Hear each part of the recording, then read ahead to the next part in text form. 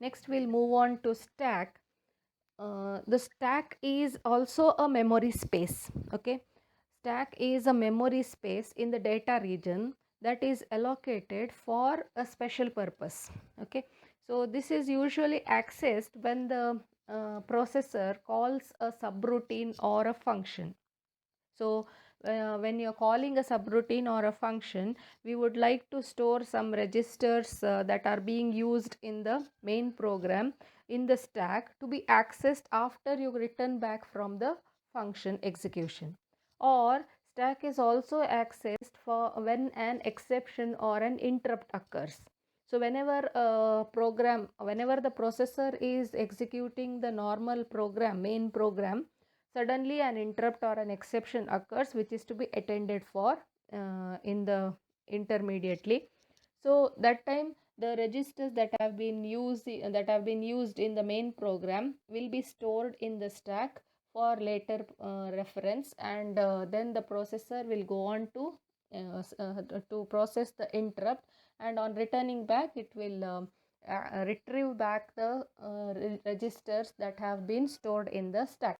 So this is the main basic function of the stack, that is to store the register values whenever a function call occurs or whenever an interrupt or an exception occurs. So when the processor gets a subroutine call, so we'll see what are the basic operations of the stack. So the basic two instructions that are pertaining to the stack operation are push and pop. Push is to push the register contents onto the stack, and pop is to pop back or retrieve back the register contents from the stack. So always for a push operation, there must be a corresponding read operation. What I mean is, if you are pushing one register, say push R0, then at the end of the function return, that is after you return back or before you return to the main function, the same R0 is to be popped. So whatever you have pushed, you need to pop before you take over the main program. Okay. So here is an example. Say suppose this is the main program, and just before the function call, R0 was X, R1 was Y, and R2 was Z. So after that you get a function call, so that is BL function 1. So what the BL will do is it will branch to the address where the function is written. This is the label. So and stores the return address in the link register. So when you jump to the function at the beginning of the function, before executing the actual task of the function, you need to push these registers, because these are the registers that are being used in the main program. So they should not be lost. So they have to be stored or reserved safely. So there will be three instructions, say push R0, push R1, and push R2. So this is going to store these values R0, R1, R2 to the stack and adjust the SP. So what do you mean by adjust the SP? So as we know, the stack is a decreasing memory, or the stack memory grows in the decreasing order. Say for example, I allocate this as the stack. This is my region of memory which is allocated as the stack, and the memory addresses are increasing in this order. Say suppose if this is 100, next location will be 104. I will just increment in terms of 4, like that it will be increasing in this order. So the first item to be stored should be here. So by some other previous operations, the uh, data would be filled in the stack, and let me assume that till here the data is filled. the stack is filled till here, okay, full. And hence at the when you are coming to execute this program, main program, your stack pointer, so what is the stack pointer in Cortex M3? Stack pointer is R13, okay. R13 is the stack pointer, and it always points to the top of the stack, meaning it will always point to the last location, last filled location of the stack, okay. So this will be pointing here because my stack is filled till here. Now push R0 is going to store R0 in the next lower location. So first what happens is, whenever a push instruction is executed, first the stack pointer will be decremented by 4. That is, it will now first point to SP minus 4, and then it will store R0 here. Next instruction is push R1. This is again going to decrement SP minus 8, and push R1 means it will store R1 here. Similarly, it will again decrement SP minus 4. So SP minus 8 minus 4 will be SP minus 12, that is SP minus C, and the last value, that is R2, will be stored here. So that is done.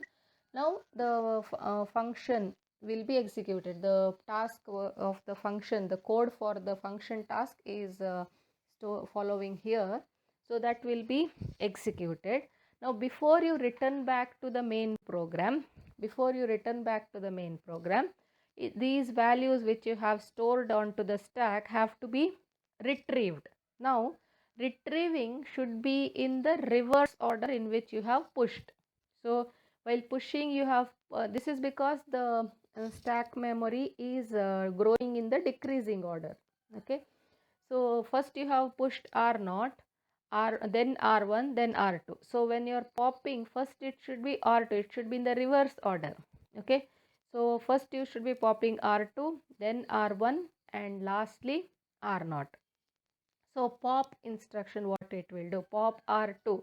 So the SP now will be pointing to the top of the stack. So this is the last filled location of the stack. So stack pointer will be pointing to this location. So now pop R2 means R2 will be retrieved first from the top of the stack. R2 will be retrieved first.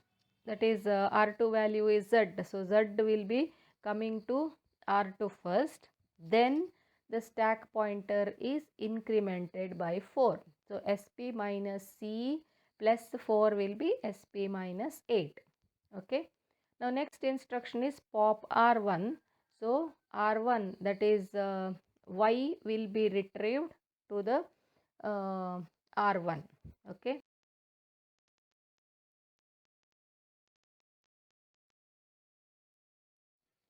So after this, SP will be incremented by 4. So SP minus 8 plus 4 will be SP minus 4 right now. So now the stack pointer will be pointing to SP minus 4. Next instruction is pop R0. Okay. So now R0 is in the current location, currently pointed in the location currently pointed by SP. So now this will be popped into R0, that is X will be popped into R0, and SP is incremented by 4. So SP minus 4 plus 4 will be SP only. So now the SP is holding the original value when we started this program. So main thing to remember here is the push operation. Push operation first decrements the stack pointer by 4 and then stores the value, the register that you are pushing into the stack. Whereas the pop operation, first it will pop into the register and then it will increment the stack pointer by 4. So for push, first it is decremented, that is what we call as adjust the SP or readjusted. So it is reverse operation. So in push, first it is decremented and then pushed, and in pop, first it is popped and then the stack pointer is incremented. So as I have told in the previous example, the pop and the push, there should be a corresponding pop operation for a push operation. Okay, and the order in which you are pushing and popping should be reverse of each other, that we have seen in the previous example. But this can be simplified further, that is by having the set of registers to be pushed having as a register list. So here this is by allowing multiple load and store. So in this case the reversing of the registers by while popping is taken care of automatically by the processor. So the same example is reproduced here. So I have R0 equal to X, R1 equal to Y, and R2 equal to Z before the function call. Now I get execute the function call. So now going to the function, the first instruction is push R0 to R2 dash R2 inside flower brackets. This means all the registers in sequence from starting from R0 to R2. That is, in sequence there will be three registers, R0, R1 and R2. So this notation you can write only when the registers are continuous. So if the registers were R0, R1 and R3, then you can't write R0 to R3 because R2 is not there. Okay. So this notation you can write only when the registers are in the continuous sequence. So push R0 to R2 is going to store the registers in the same way as we have seen in the previous example. That is, in SP R0 will be stored, in SP minus 4 R0 will be stored, SP minus 8 R1 and SP minus C R2. And at the end of the function, before returning to the main program, the same instruction pop with the same register set. So pop R0 dash R2 in flower brackets will be written. So popping back in the reverse order, this is taken care by the processor. So the corresponding values X, Y, Z will be popped back to R0, R1 and R2 respectively. Now let me take one more scenario. Say the same same example taken here. So I have a main program R0, R1, R2 are X, Y, Z respectively. Then I get a function call BL function 1. Okay.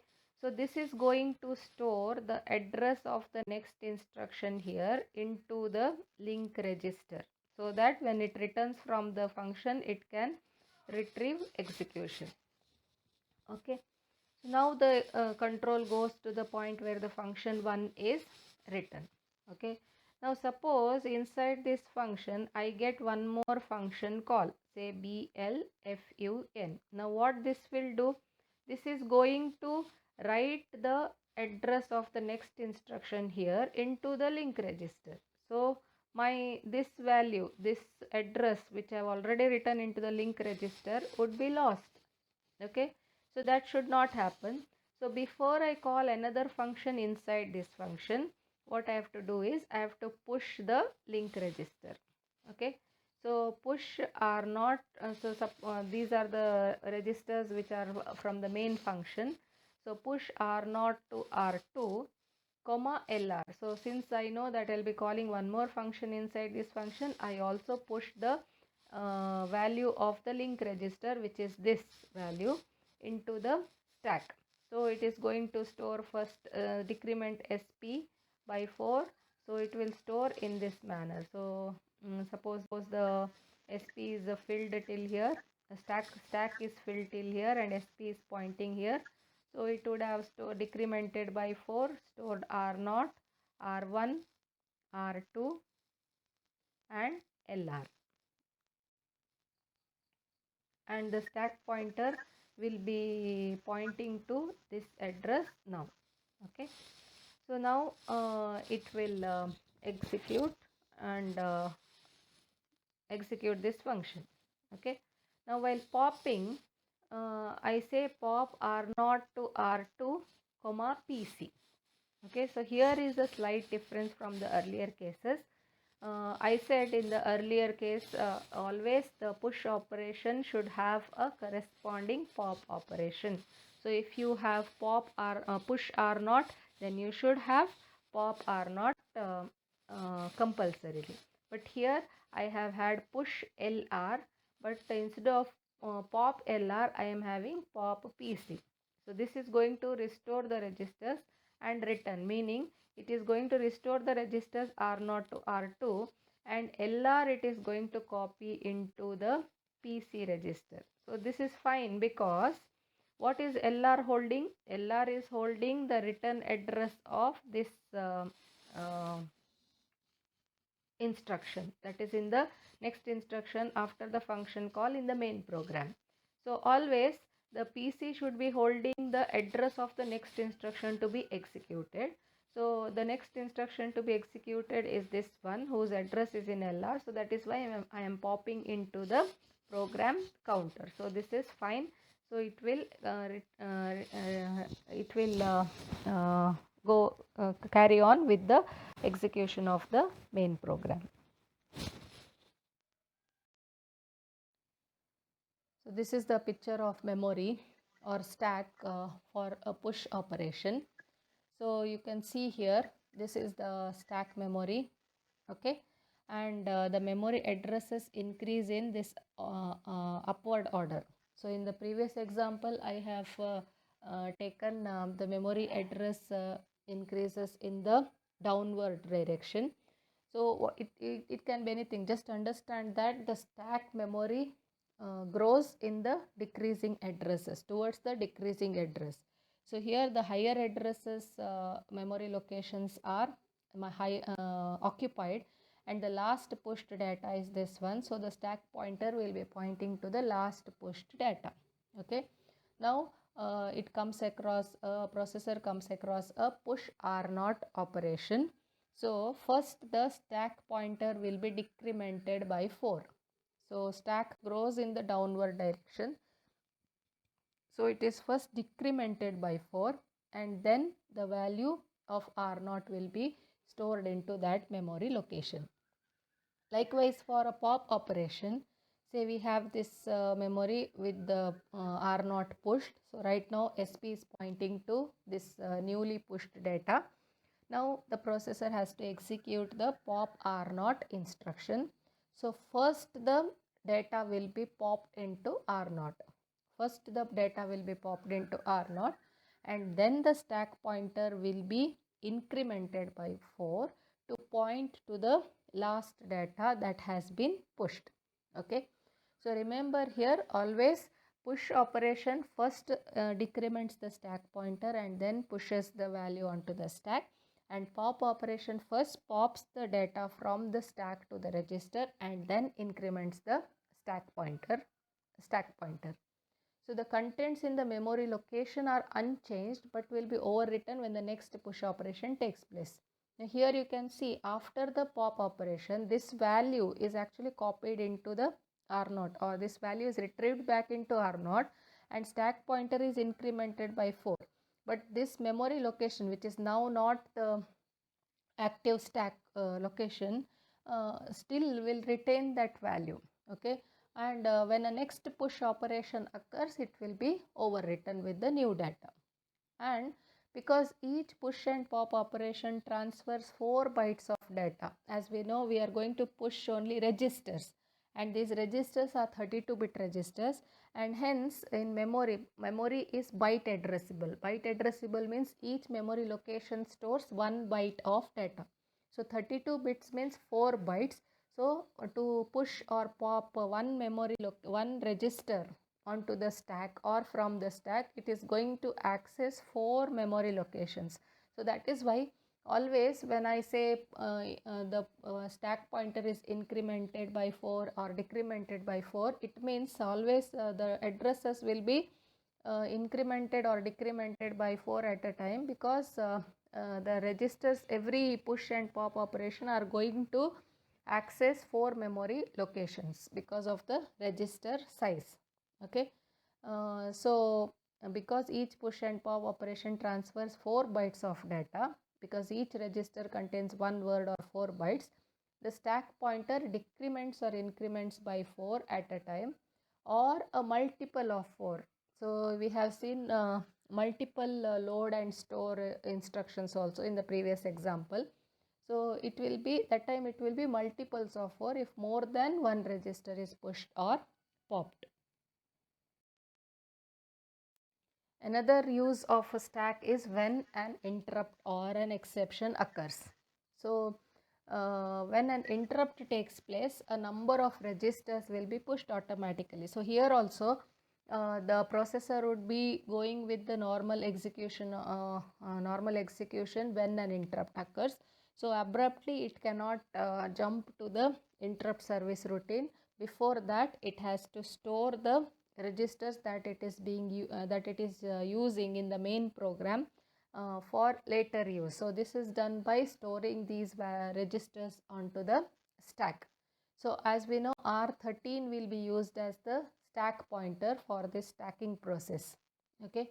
Similarly, the pushed registers will be stored or popped automatically when exiting an interrupt handler. So just like function call, before it starts with the actual function task, the registers which are used in the main program are pushed, and before it returns to the main program, it is popped. Similarly here, before it goes to execute the interrupt service routine, the relevant registers are pushed onto the stack, and before it returns back from the interrupt service routine, they will be retrieved back to their respective places.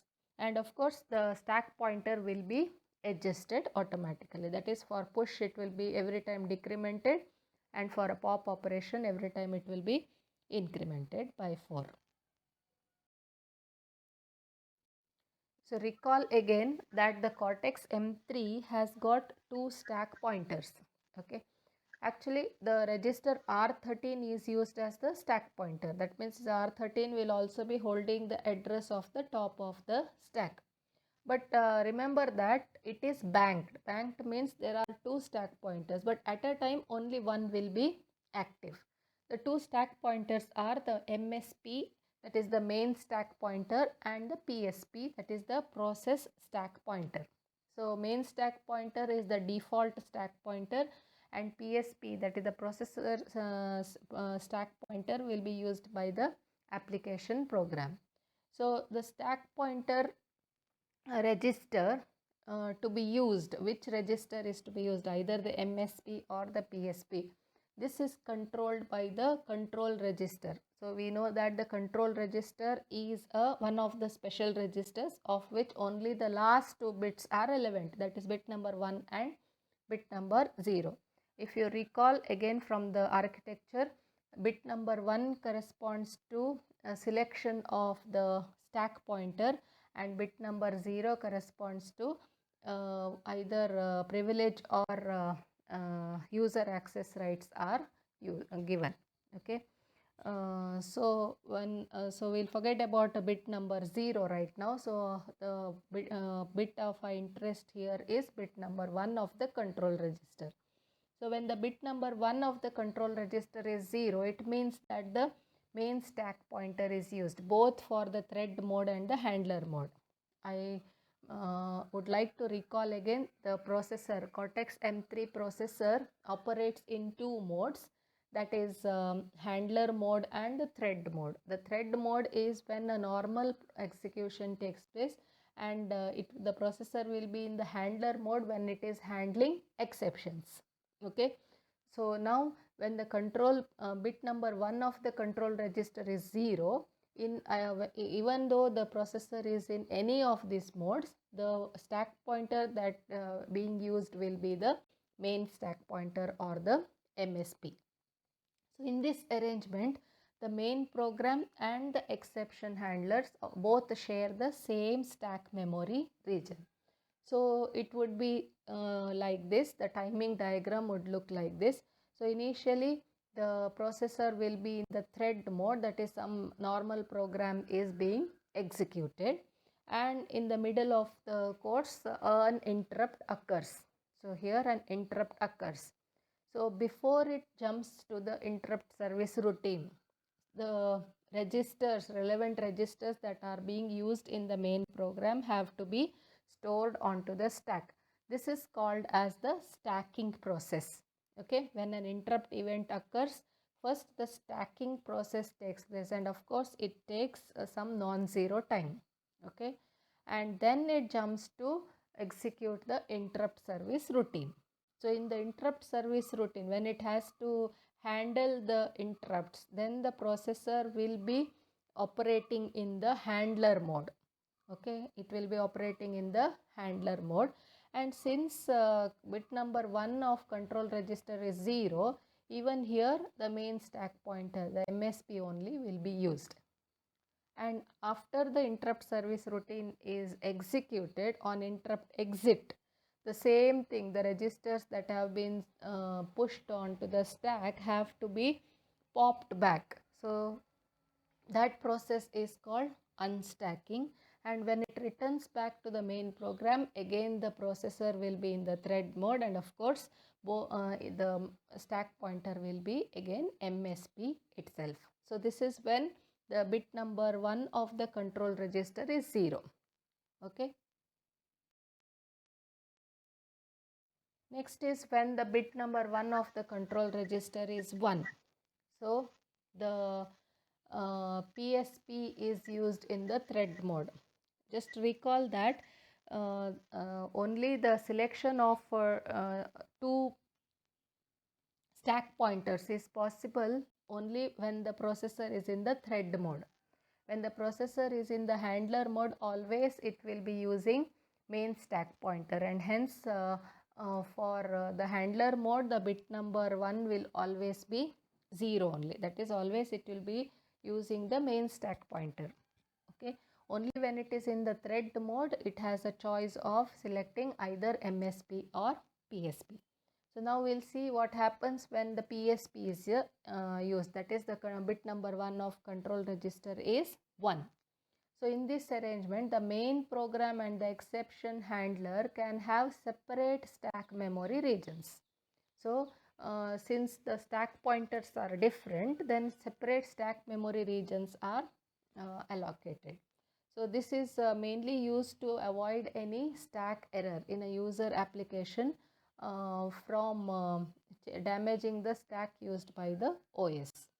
So in the thread mode, it will be using PSP, that is the process stack pointer, when it is executing the main program and an event occurs. So the stacking process is going to move the contents of the registers onto the stack, and then it will jump to execute the interrupt service routine. So in the interrupt, when it is executing the interrupt service routine, it will be in the handler mode, and in the handler mode, it will be using the main stack pointer. Okay, and then on interrupt exit, when it comes out of the interrupt service routine, the unstacking process is going to retrieve back the registers from the processor stack to the respective registers, and now it will be in thread mode using PSP executing the normal program.